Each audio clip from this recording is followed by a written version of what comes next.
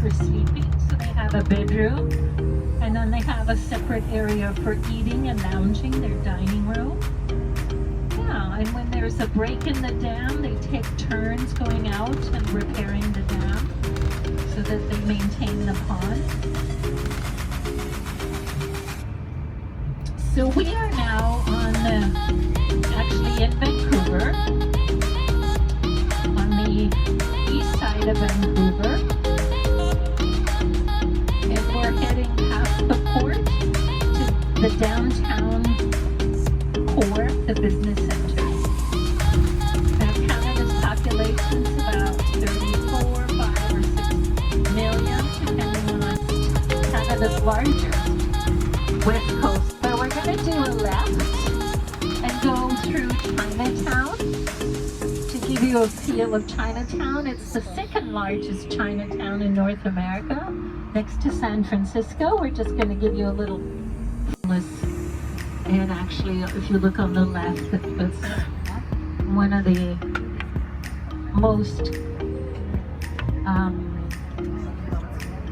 unattractive areas. You know, when I drive through, I know what I'm driving through, but I still lock my doors and close my windows because many of them are high on drugs, and they'll just cross the street and knock on your window or try to open your door. To the unification of Canada, the East and West, and our Confederation, our consolidation in 1886. We promised them that they would receive an opportunity to live in this new world. Guinness's World Record as the narrowest building in the world. And coming up again on your right is Dr. Sun Yat-sen Park, right? From the dynasty, and looks like there was a complete replica of the park area.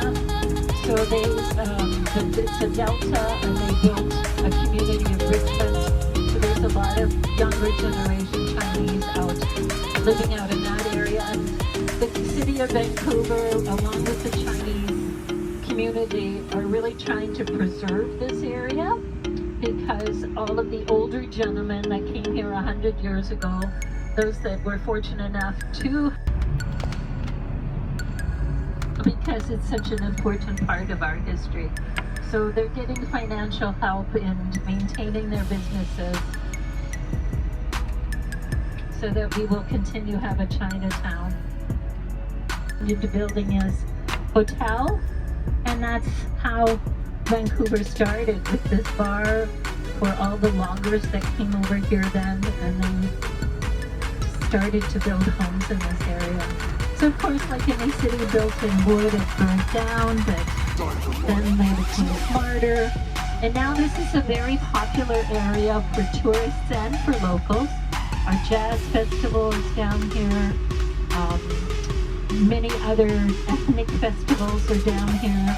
This road that we're driving on is cobblestones, and as you see the wide sidewalks, we close the road off and have bands at every street intersection here, like for instance, and play music and dance and just really enjoy the outdoors. Lots of good restaurants around here too. Now take your cameras out and get ready for the right side, because you're going to see the famous steam clock. Okay? We're going to try and slow down, but as you see, there's lots of traffic along here, but you're going to be able to get a picture of the steam clock. It's coming up on the right-hand side. So I encourage you to come back tonight to this area and to the downtown area. As I mentioned, it's very easy to get to. It's a lot of fun. Lots of good restaurants, bars, lots of additional souvenir shops. Okay, so it's coming up the next corner on the right-hand side. You can see it already if you're looking up front. So anybody on the, if you want to come up, we're just going to hope people cross the street. But here's the famous steam clock. It chimes the same tune as the Westminster Abbey. There you go, it's quarter after. It has every 15 minutes, and then on the hour, the whole time.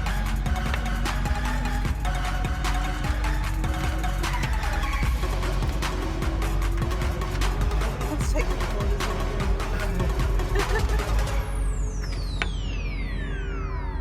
It's just such a popular tourist destination that it's over visited, and the coaches are not able to stop. Like 10 years ago, we would be able to stop and let people off, and I can't do that anymore. It's too many coaches coming through, and we can give you an impression and then hope that you come back. Alright, so now remember I talked about the railroad station? Here it is to the right. The old railroad station, and now our transportation system. We have one cruise ship in over on this side. That's our Canada place. That's our cruise ship terminal. We're going to drive right in front of it, so you'll get a chance to see it.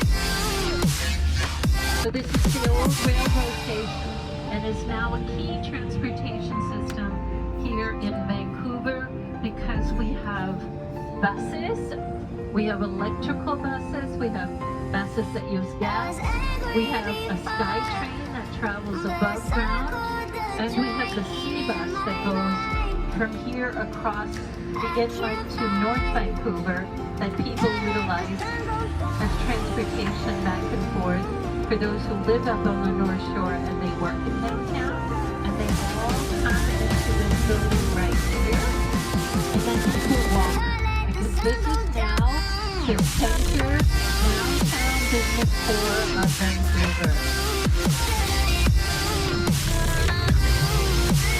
You have one of the Fairmont hotels coming up on the left, and if you come by Skytrain tonight, this is the waterfront station right here to the right. This is where you would come out. Okay, so it's super easy. And you see there's a sea bus just leaving the port and going across to North Vancouver. It's part of our transportation system. So that gets us here for Vancouver, for our cruises that leave here on a regular basis, going up to Alaska, and then in the shoulder season, going to turn around and head south to Mexico or further south to South America. So this is called Canada Place on your right. I think there's a cruise ship. Wasn't there a cruise ship here? I remember this one. On the other side? Oh, it was on the other side, yeah. This building straight ahead on the right is our new convention center that was built for the Winter Olympics and was the communication center at that time. Now we have two huge convention centers, which makes us much more attractive to bring in global, worldwide conventions. We have a lot of art in the city, like you see the Blue Raindrop over here on the way. We have a lot of pieces of art in the center of the house. Also, you see that they're very wide.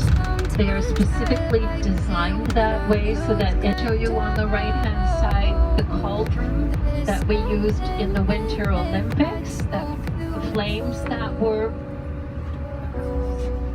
lit during the Olympics. They're right here on the right-hand side. And if you look a little bit further down, you will see the Lego orca. See the orca, the whale, the Lego orca? So this is very easy to walk.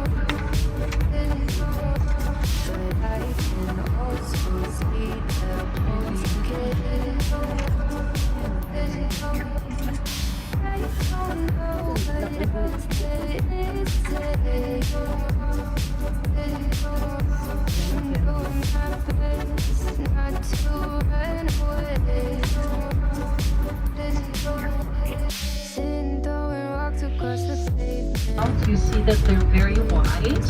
They are specifically designed that way so that in condo in any of these areas, anything in this area, this is called the West End, anything in this area, right close to the downtown core. When I worked downtown, I would walk from a couple of blocks from here all the way downtown. It takes me about 25 minutes. Vancouver City. We have a yacht club, a harbor. There are some amazing yachts that are in this area, and it goes all around Vancouver, all around the park, which is 10K, and then it continues all the way through Vancouver, even into some of the suburbs. So we walk.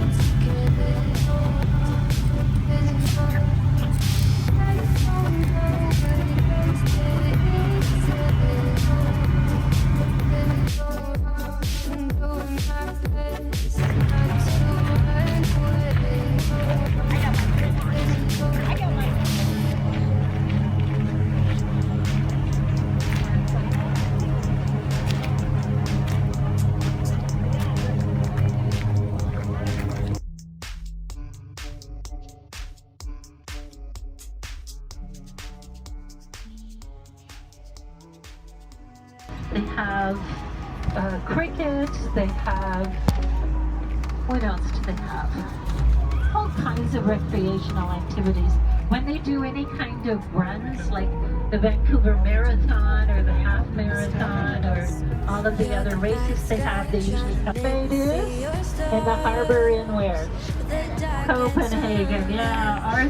Ours has fins on high water mark.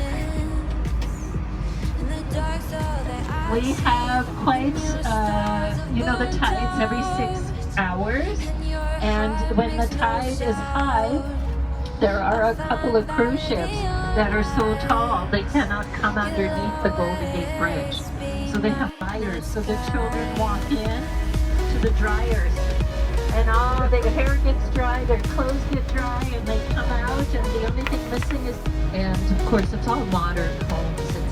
Cannot even.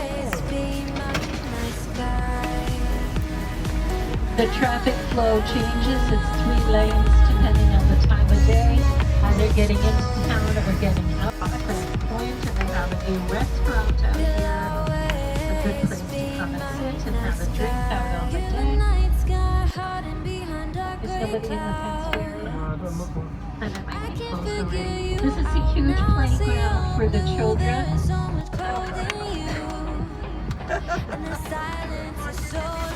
It is just amazing. We come down here and sit on the lawn and swim. People are actually swimming still in there. I think I see some bodies popping up and down. Yeah. I have never swam. It's too freaking cold for me.